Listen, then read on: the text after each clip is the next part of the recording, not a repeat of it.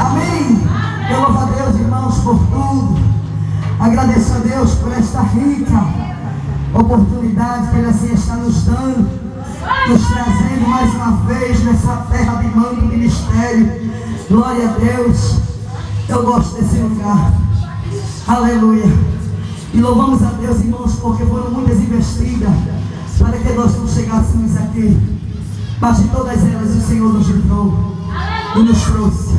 Mas eu quero deixar nessa tarde aqui um pedido de oração pelas nossas vidas, porque vamos pegar a estrada madrugada, para que Deus assim Ele venha livrar, irmãos, desfazer das ciladas, das arapucas, das armadilhas, porque se não tem alguém que está satisfeito com isso é o diabo. Amém? E Ele sabe que Ele perdeu. Diga assim: Ele perdeu. Diga: Ele perdeu.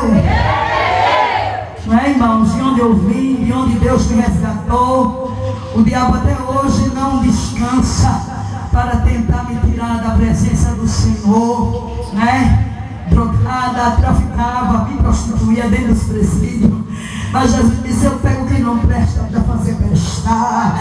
Eu tiro do lixo, boto no luxo, eu dou honra, eu dou nome, eu dou poder, dou autoridade, eu dou unção, porque eu sou o Senhor, eu comando tudo e por mim não sou comandado.